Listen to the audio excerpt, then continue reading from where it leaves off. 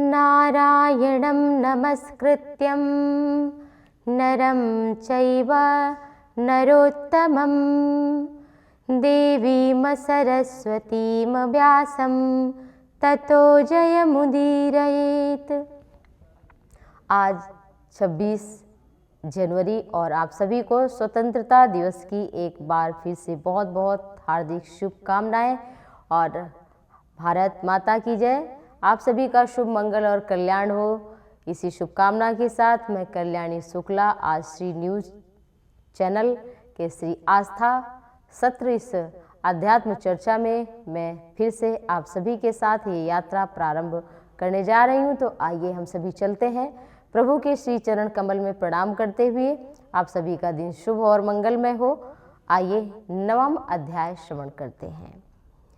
भगवान श्री कृष्ण कहते हैं, श्रीमद् भगवद गीता में कहीं भी श्री कृष्ण उवाच नहीं आया है, सब जगह श्री भगवान उवाच आया है। 9वां अध्याय। श्री भगवान उवाच इदं तु ते गुह्यतमं प्रवक्ष्याम्यनसूयवे ज्ञानं विज्ञानसहितं यज ज्ञात्वा मोक्षसे शुभात्। श्री भगवान बोले, तुझे दोष दृष्टि रहित भक्त के लिए परम गोपनीय विज्ञान सहित ज्ञान को पुनः भली भांति कहूँगा, जिसको जानकर दुख रूप संसार से मुक्त हो जाएगा। यहाँ बहुत समझने की बात है। ज्ञान मतलब जो हमें जान लिया समझ लिया, लेकिन विज्ञान वो है कि जो हम समझकर उस पर स्वयं हम विचार करते हैं और सही गलत हम वो जान पाते हैं। तो भगवान कहते हैं कि यदि तू, मैं कहूँगा आज ज्ञान विज्ञान को भली भांति कहूँगा, ऐसे नहीं कि कह दिया चलो हो गया, पूरा ठीक ठीक कहूँगा। और कहते हैं भगवान, जिसको जान करके तू संसार सागर से मुक्त हो जाएगा। ये संसार में एक समुद्र है और यहाँ क्या है, दुख है। हर क्षण हर पल व्यक्ति केवल सुख की तलाश कर रहा है। आप जरा स्वयं विचार करिए कि क्या भी आप कभी काम करते हैं दुख प्राप्त के लिए? कभी काम खाना खाते हैं कभी बीमार होने के लिए? नहीं करते ना। कभी आप ना तो भोजन करते हैं बीमार होने के लिए, ना काम करते हैं दुखी होने के लिए। लेकिन फिर भी कर्म का फल जब हमें पूर्व जन्म का कृत फल में प्राप्त होता है तो उसे भोग और प्रारब्ध भाग्य के नाम से संबोधित किया जाता है। और वर्तमान कर्म का फल वो आगे का फल रूप स्वरूप हमें प्राप्त होगा। तो भगवान कहते हैं दुख रूप है क्या? इस संसार में दुख सबसे बड़ा है मरना, मृत्यु को प्राप्त होना। जन्म मृत्यु जरा व्याधि दुख दोषानुदर्शनम। जन्म होगा, फिर देखो जब किसी का जन्म होता है ऐसे साधारण तरीके से, तो आप जरा सोचिए करता क्या है जीवन भर। वो पैदा हुआ, वो थोड़ा बड़ा हुआ, खिलौनों से खेला, उसका उससे प्रेम हुआ। थोड़ा बड़ा हुआ तो नारी पुरुष में आसक्ति हुआ, अवस्था में अधिक हुई। वृद्धावस्था में रोग आदि सताता है, धन आदि में वो अपने मन को लगाता हुआ, और इस तरह से वो जैसे आया था वैसे ही संसार से चला जाता है। इतना दुख की समय होता ही नहीं है कि चिंतन कर लें, जरा सा हम अपने बारे में विचार कर लें कि हम भाई कहाँ से आए और सत्य क्या है। क्या यह शरीर बोल रहा है या आत्मा या क्या मन बुद्धि, ये क्या है? एक बार आप विचार तो करो। नहीं तो क्या है, गृहस्थ में गृहस्थ होना बहुत अच्छी बात है जहाँ भगवान राम कृष्ण आते हैं, लेकिन गृहस्थासक्त होना ये बुरी बात है। घर में अगर आसक्त हो गए तो आप ज्ञान नहीं प्राप्त कर पाएंगे।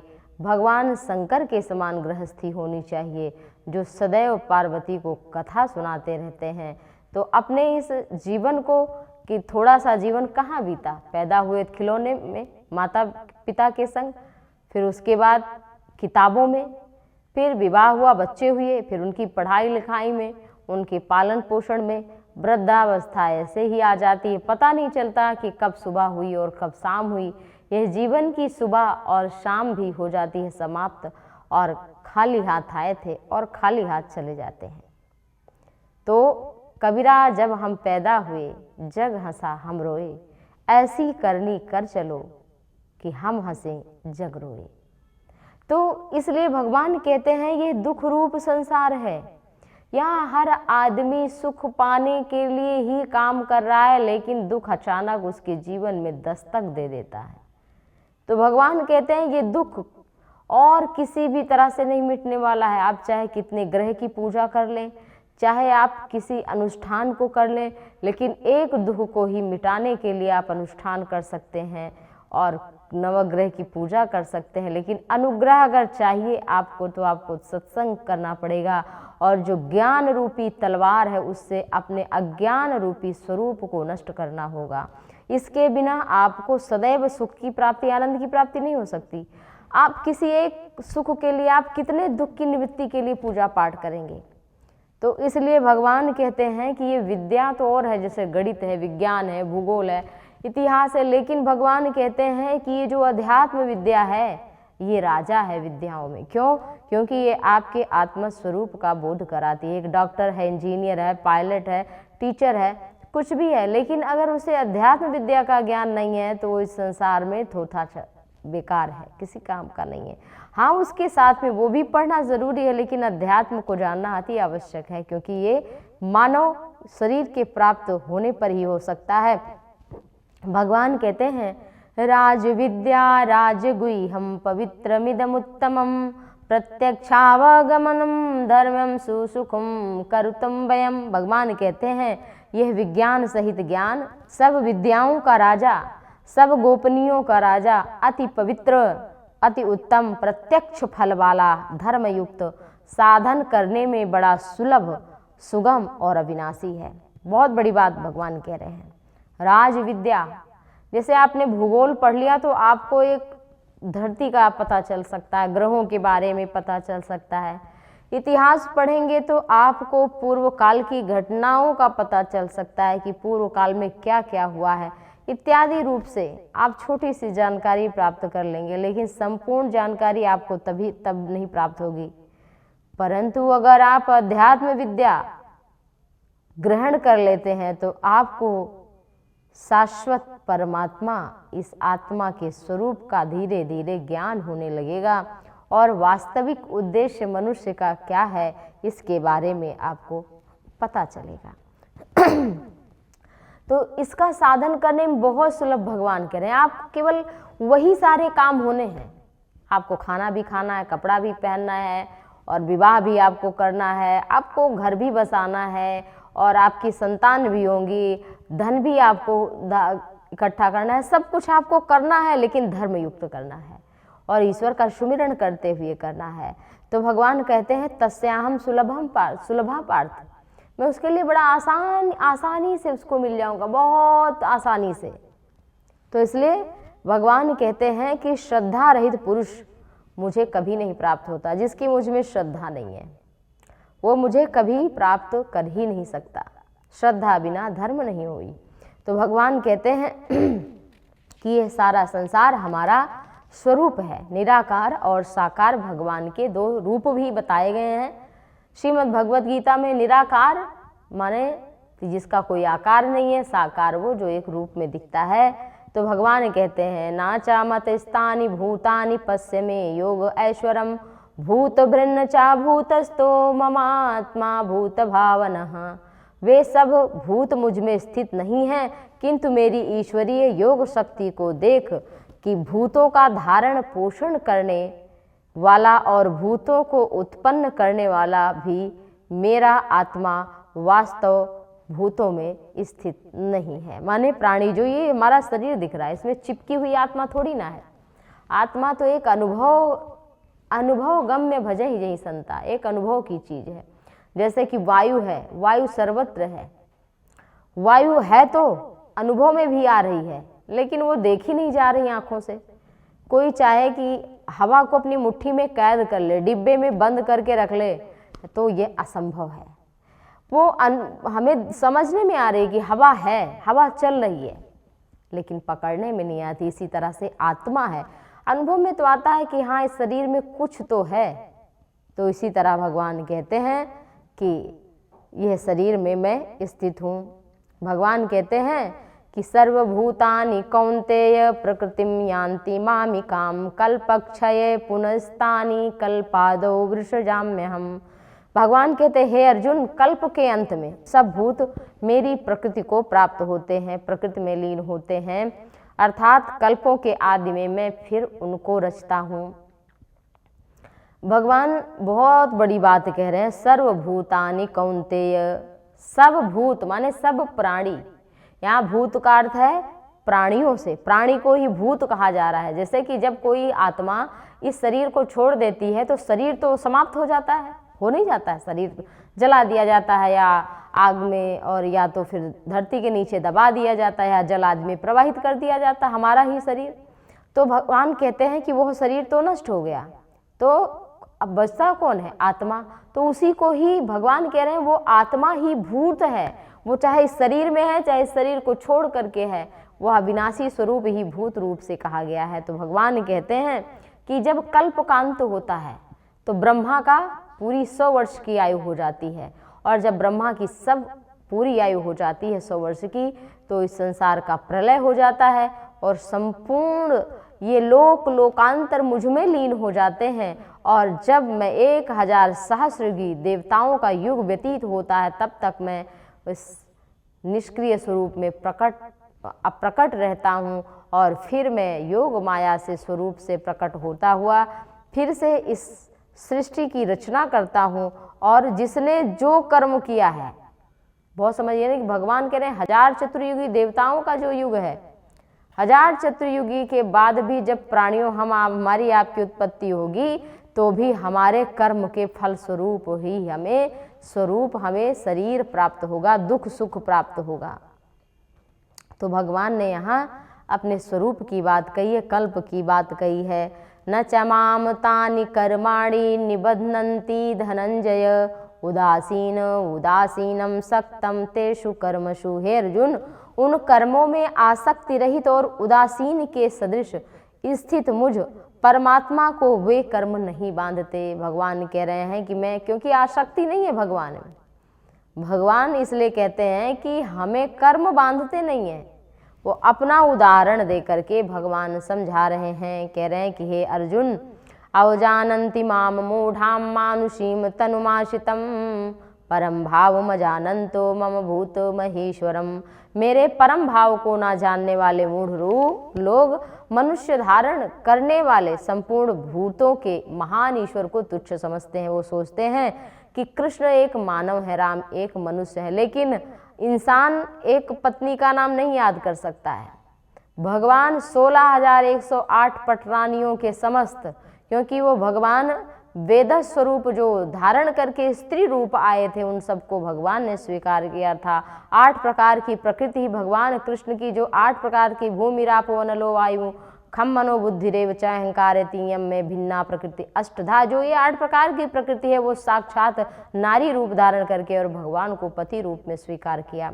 तो इस तरह से भगवान ने 16,108 पटरानी, और भगवान श्री कृष्ण जब पैदा हुए उसी समय आकाश में बादल आ गए, मंदम मंदम जल धरा। जिस समय भगवान को वसुदेव अपने सिर पर रखकर जाते हैं उस समय अपने आप बेड़ियाँ खुल जाती हैं और हथकड़ियाँ खटाखट टूट जाती हैं, और यमुना जल सुखा करके उन्हें मार्ग दे देती हैं, और भगवान श्री कृष्ण को ले जा करके गोकुल में वसुदेव रख करके आते हैं।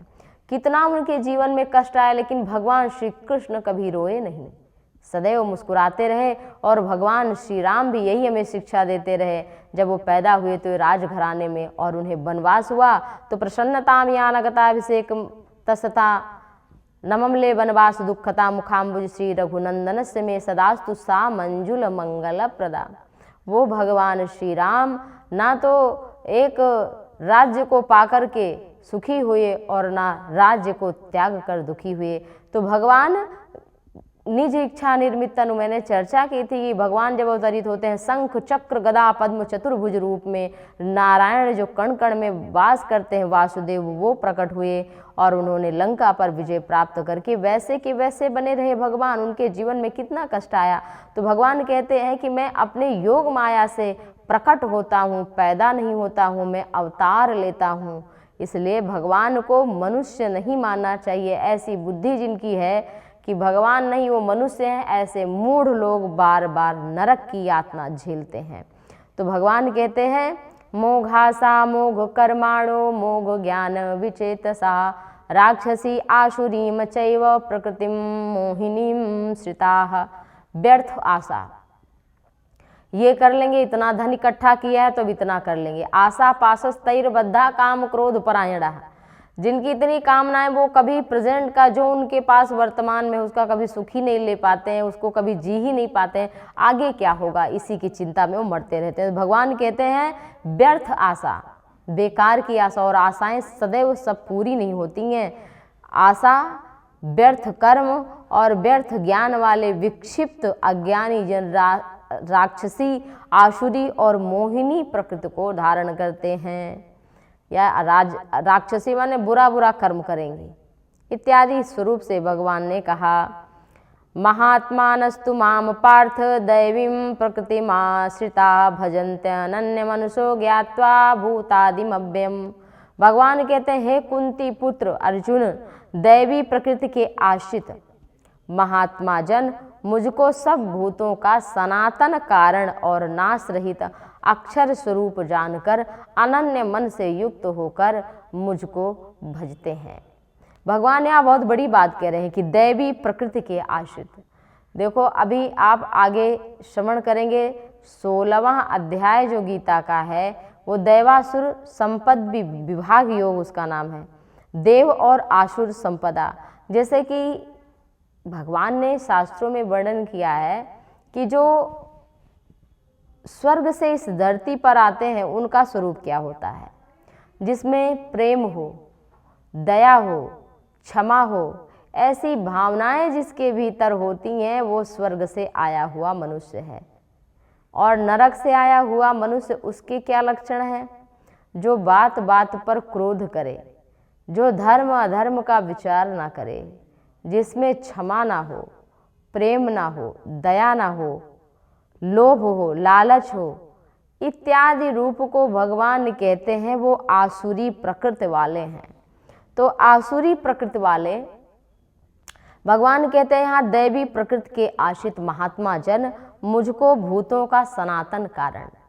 मैंने चर्चा किया था कि ईश्वर अंश जीव अविनाशी, ममैवांशो जीवलोके जीव भूता सनातनः। जैसे कि गंगा जल है, गंगा जल एक एक बूंद गंगा जल है, लेकिन वो पवित्र कब होता है, जैसे एक नाले का जल भी अगर संपूर्ण गंगा नदी में डाल दिया जाए तो वह भी उसी क्षण पवित्र हो जाता है। उसे पवित्र होने के लिए 10-20 साल, 10-20 घंटे, 10-20 मिनट नहीं लगता। वो उसी क्षण, जिस क्षण वो गंगा में पड़ता है नाला का पानी, वह भी गंगा जल का रूप धारण कर लेता है। ऐसे ही भगवान कहते हैं कि यह जीव जब हमसे युक्त हो जाता है, हमारे स्वरूप को धारण कर लेता है, जान लेता है, समझ लेता है। धारण तो किया ही है, क्योंकि जीवन भी तभी तक है जब तक हमारे भीतर आत्मा है। तो जिस क्षण आत्मा जाएगी उसी क्षण हम मुर्दे और शव का रूप धारण कर लेते हैं। लोग कहते हैं कि अब उनकी मिट्टी जा रही है, तो अब शव जा रहा है, डेड बॉडी जा रही है, तो वो अपना पिता भी होता है, अपनी माता भी होती है, अपना भाई भी होता है, कोई भी हो, लेकिन उसे क्या कहते हैं लोग, मिट्टी आ गई है, मिट्टी जा रही है। तो ये शरीर जो है, जो क्षर है माने नाशवान है, उसे भगवान कह रहे हैं कि वो मिट्टी है, बेकार है। लेकिन इस शरीर के रहते हुए अगर हम उस आत्मा परमात्मा स्वरूप को जान लेते हैं तो वो अक्षर यानी भगवान को जान लेता है। इस तरह से भगवान कहते हैं कि अक्षर स्वरूप जान करके, क्योंकि आपने जिसका आश्रय लिया है वो खत्म होने वाला, वो मिटने वाला है, बिगड़ने वाला है। तो भगवान कहते हैं कि शाश्वत तो है नहीं, कल तो उसका साथ छूट ही जाएगा। जिसका साथ ही छूटने वाला है उसके आप रूप को अपना मान करके आप इतना प्रसन्न हो रहे हैं, तो ये अज्ञानी है। तो मुझे भगवान कहते हैं अनन्य जान करके, नाश रहित अक्षर स्वरूप जानकर, जो मन से हमें निरंतर भजता है वो मुझे जान लेता है, मैं आदि कारण हूँ। तो इस तरह से भगवान ने 9वें अध्याय के 13वें श्लोक में ये बात कही है। तो आज मैं कल्याणी शुक्ला आप सभी से विदा लेती हूँ और आगे अध्यात्म चर्चा में फिर आप सभी से संयोग होगा। तो आज हमें अनुमति दीजिए। आप सभी का बहुत बहुत धन्यवाद। सुखी रहें, निरोग रहें। मैं कल्याणी शुक्ला आप सभी से लेती हूँ विदा। नमस्कार, जय सिया राम।